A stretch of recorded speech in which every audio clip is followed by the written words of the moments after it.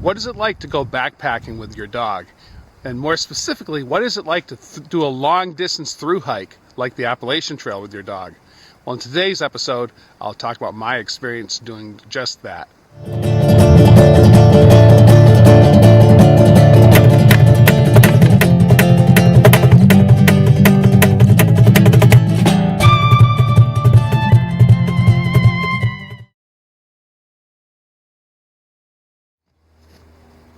Hello, welcome to another episode of Massachusetts. I'm your host, Bob Tremblay. Well, in today's episode is going to be a little bit different. This is the month of March, and there's a lot going on in the outdoor recreation field during the month of March. One of the things is that this is the month when a lot of would-be thru hikers head down to Georgia and begin their dream of thru hiking the Appalachian Trail from Georgia to Maine, a 2,000-mile hike. In addition, in this month, just last week, the Can-Am International Sled Dog Race was completed. As we speak right now, the Iditarod is going on in March, but is going on right now. But then, most importantly, is that this month, this coming Friday, is the birthday of my very first dog, my Shepherd Husky Cross, Kane. And Kane is the dog that I did a ton of backpacking with. And the first backpacking trip I did with her when she was just over a year old was a thru hike of the Appalachian Trail. So in today's episode, I'm going to talk about my experience doing long distance hiking, including the Appalachian Trail, with my dog.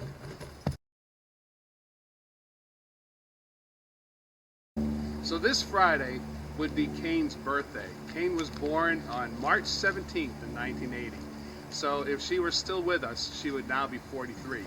She was my very, very first dog, and I always wanted a dog. My parents would never let me have one, but from the time I was 12 years old, I became obsessed with the idea of thru hiking the Appalachian Trail, and I was really very serious about it. My parents could tell, and my plan was to do it upon graduating from high school when I was 18 years old.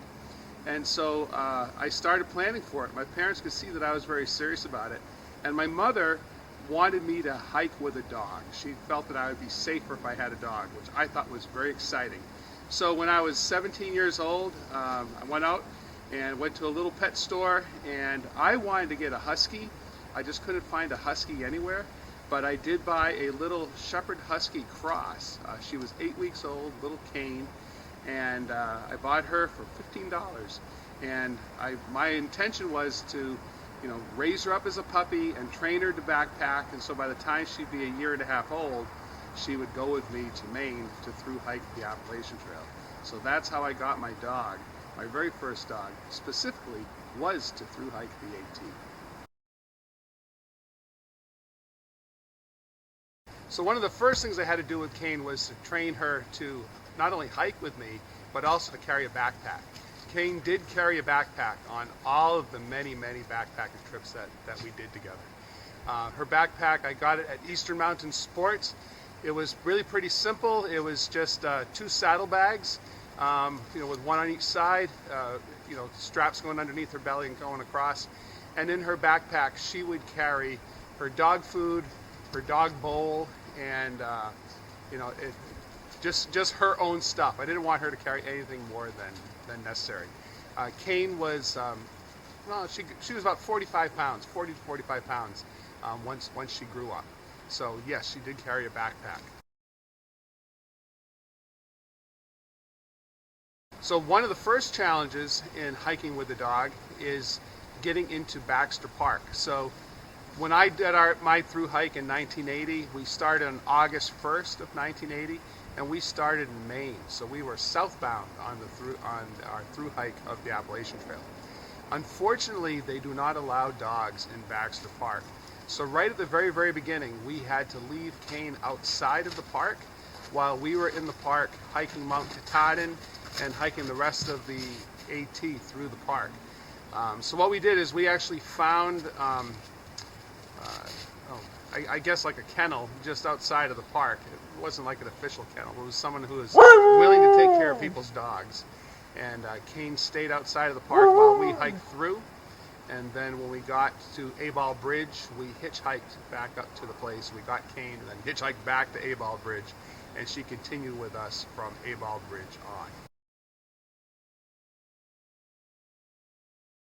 Now, when we were in Maine hiking with her, she was really very good. Now, at this point in time, Kane was 1.5 years old, and she had backpacked with me a lot in Massachusetts and New Hampshire, just shorter stuff.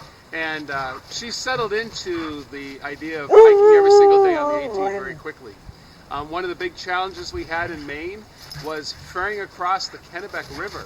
So when we got to the Kennebec, a lot of hikers will use a ferry service. So there's often a canoe, there's a ferryman who, for a fee, will paddle you across the Kennebec River in their canoe.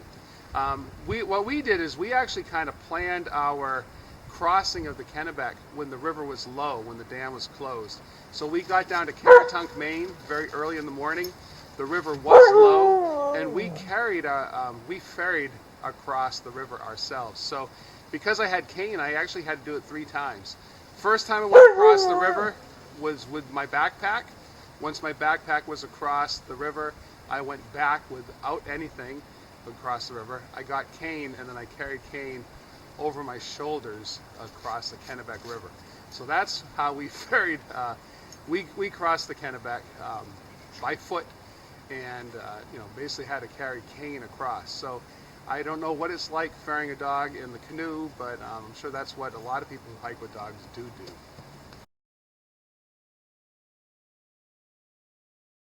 Wildlife.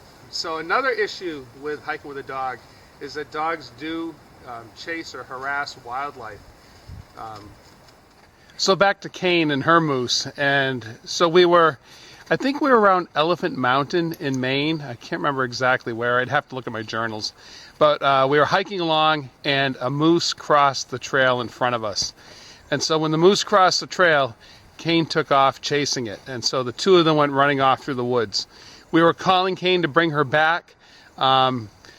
After about 5 minutes, she did come back. The moose, thankfully, did not do anything. A lot of times, moose will just stand and defend themselves, and they can kill a dog very quickly. So anyway, that did not happen. The moose was none the worse for wear. Kane was none the worse for wear. But that really was a very irresponsible thing to do. Domestic dogs should not hassle wildlife. So that was a real near miss. I really regret it. There's really nothing we could have done except to keep Kane on the leash the whole time. But anyway, so that was definitely a near miss.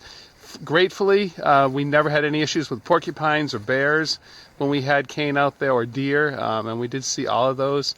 It was really just that one incident with the moose. Bandit and Shiva would not stop pursuing something like that if they ran into it on the trail. So watch out for wildlife when you're backpacking with dogs.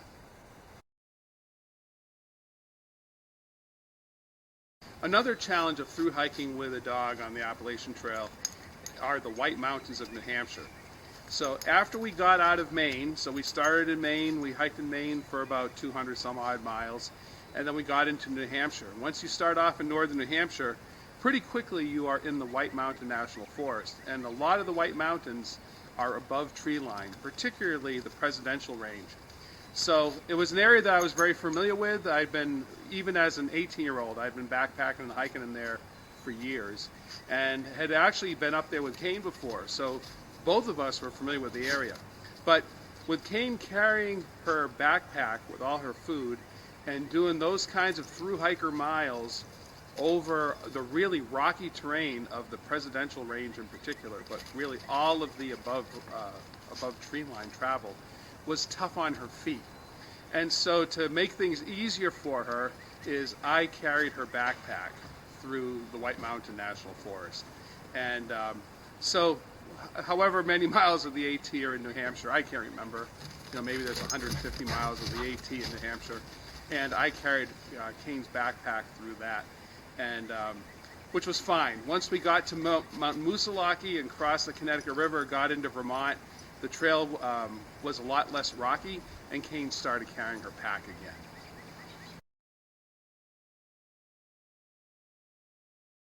So as we continued southbound through Vermont and going into Massachusetts, we knew that dogs are not allowed in the national parks.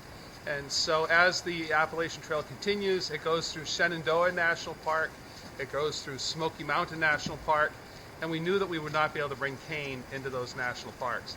What most people do that are hiking with dogs is they'll kennel the dog outside of the park, they'll hike that section of the trail through the park, they'll get a ride back up to the kennel, pick up their dog, get a ride back down to where they left off, and do it like that. And that was just too much of a logistical headache, and so we realized that we were not going to continue with Kane into the national parks. So our plan at that point was, being from Massachusetts, my family was coming out to meet us, and my buddy Dave and my buddy Steve, who was also hiking with me. Their families all came out to visit us when we got into Massachusetts. So we got to southern Vermont, entered Massachusetts and North Adams, Mass. Our families came out to meet us, and Kane went home from there. And so basically Kane hiked 500 miles of the Appalachian Trail with us. I heard that when she got home, she slept for about 2 weeks.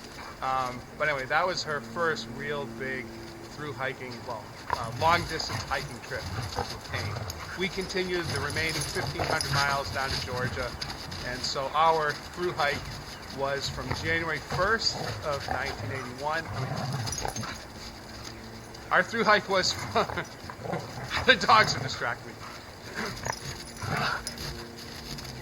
So we ended up finishing. Our through hike took us from August 1st of 1981 in Maine on Mount Katahdin to Springer Mountain in Georgia on January 1st of 1982.